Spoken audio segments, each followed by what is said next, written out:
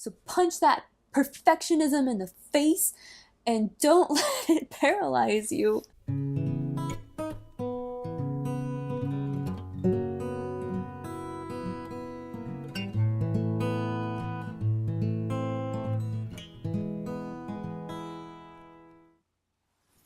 Hey friend, welcome back to Real Talk with Anna Real. Today's topic is about caring too much about what other people think and the crippling power of perfectionism. Funny story.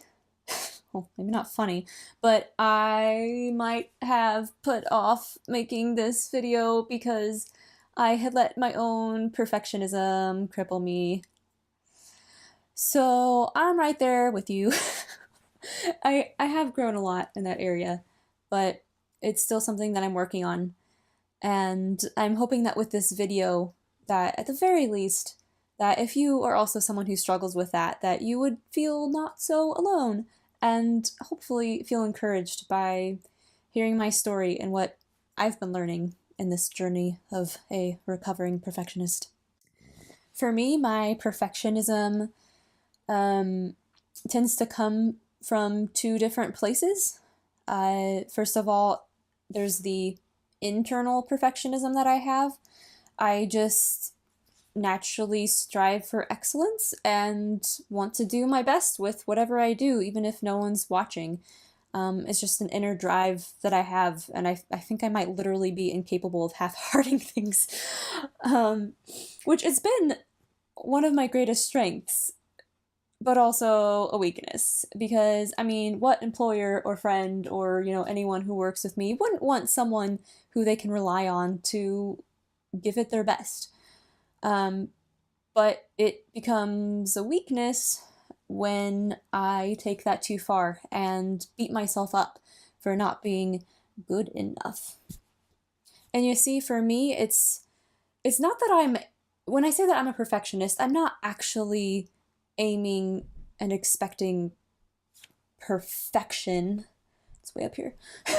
I know that it's an impossible goal, and I know that perfection doesn't exist, especially when dealing with things as subjective as art and writing. But instead, I have this realistic. I mean, okay, sometimes it's not always realistic, if I'm being honest, but most of the time, I actually am really good at. I'm very aware of myself, and I know my own capabilities, I know my own skills and my own limitations, so I am pretty good at having a realistic expectation for myself. I have this realistic goal of what I know that I can achieve. I was actually on the phone with a friend the other day, and they happened to bring up this same subject, and they're talking about how, once they sing at a certain skill level, then they always hold themselves to that expectation because they know what they can achieve. And I do that same exact thing with everything because I know what I'm capable of. And so that's why I beat myself up when I don't reach that, because I know that I could have done better. I know what I could have done to do better. And I'm going to be talking about some solutions and some lessons that I've been learning in that later on in this video, so keep watching. The second part of my perfectionism comes from the external. It's comparing myself to other people, because it's great when it's like, okay, this is my best, and so this is what I'm aiming for. But then you start looking at other people, and then there's this person over here where their best is this high. And so, when I see that difference, it can be discouraging.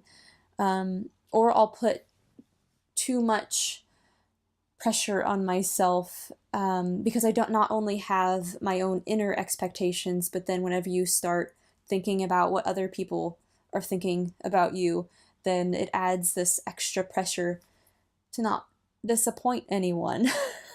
I mean, even when in making this video, I procrastinated because I was afraid of not doing well enough. I was afraid that people would think that I was stupid or that I had nothing worth saying or that I was ugly or that I was a weirdo.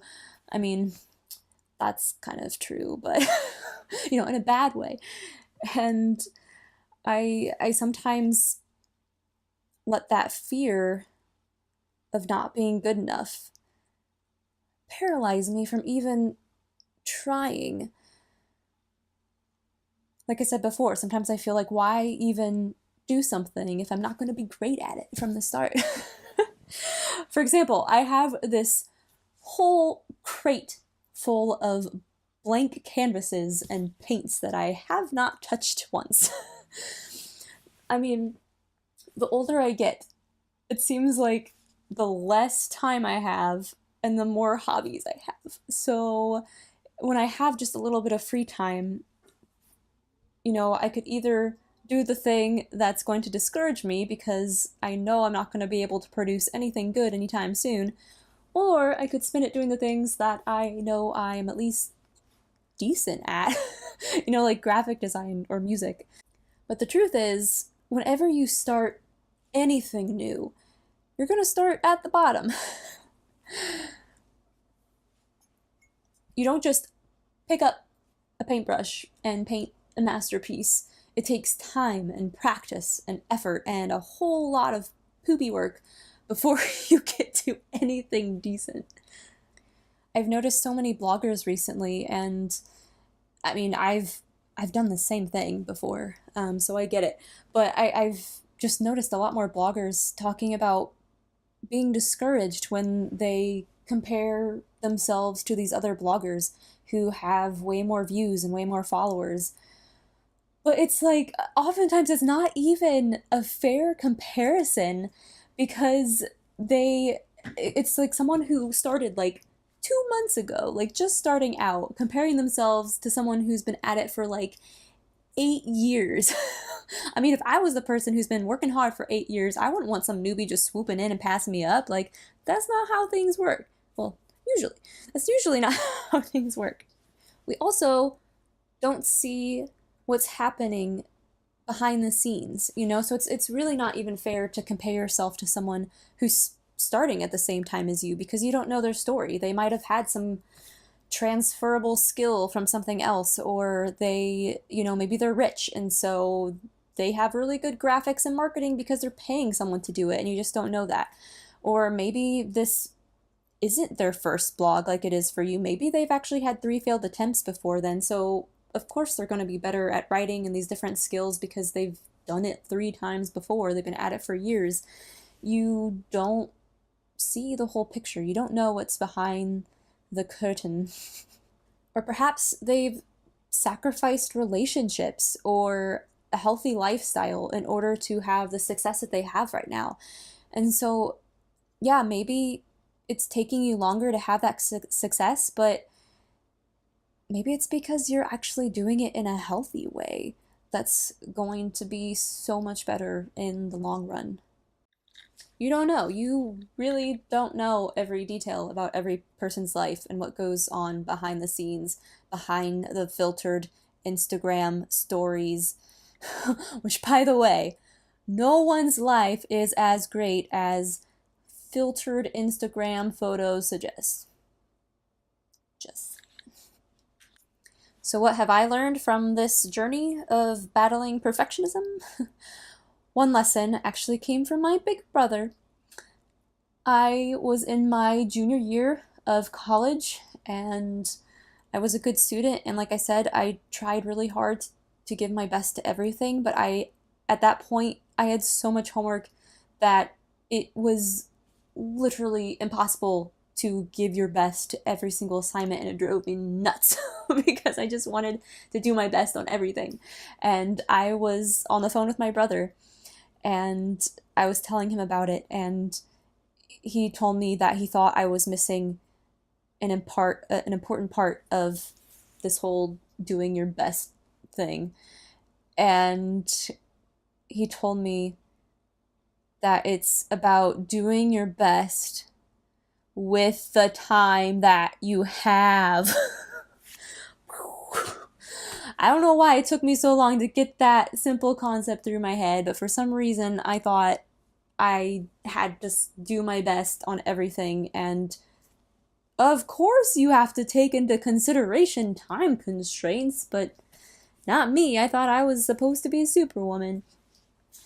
But that just, it finally clicked with me that you are doing your best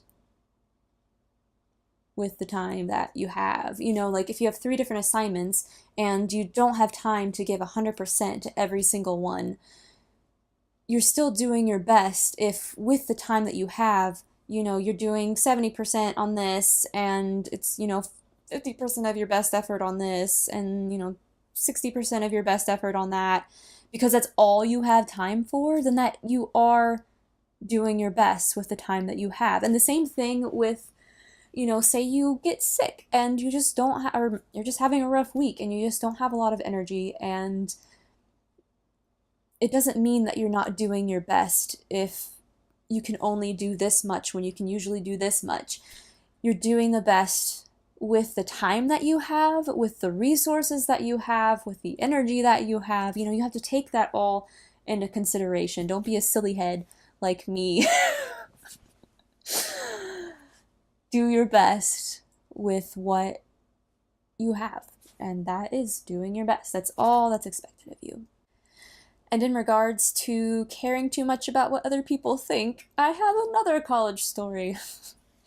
All the lessons learned in college. So I was a good student, and I was especially good at writing papers. But sometimes a teacher would call on me in class, and that's what happened.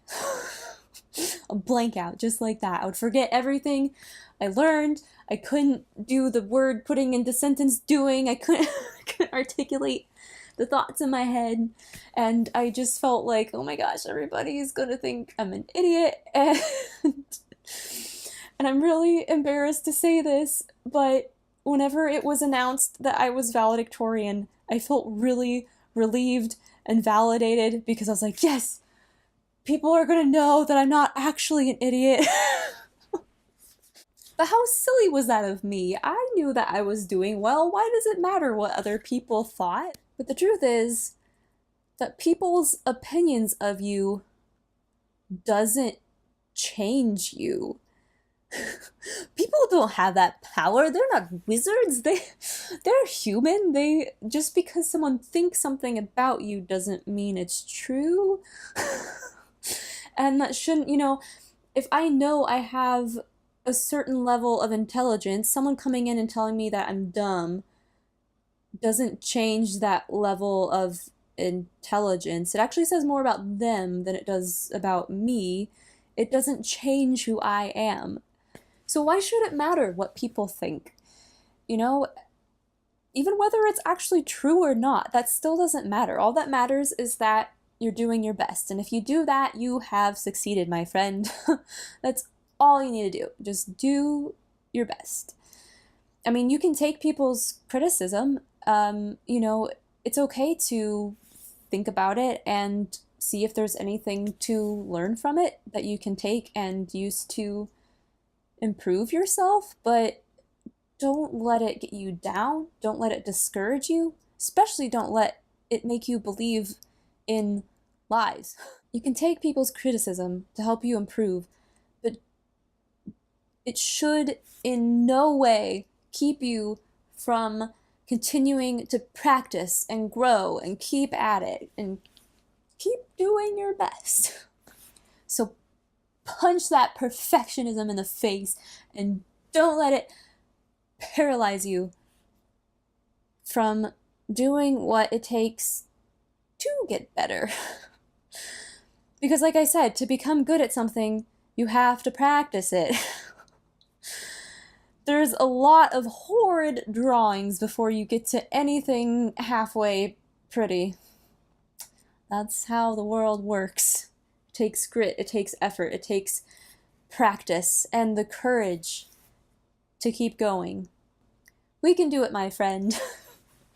We can do it. And I have a lot more to say on this subject, but I didn't want to make this video too long, so let me know if you would like me to talk more on that subject, because I could talk for days. And comment below with your thoughts. Until next time, keep it real.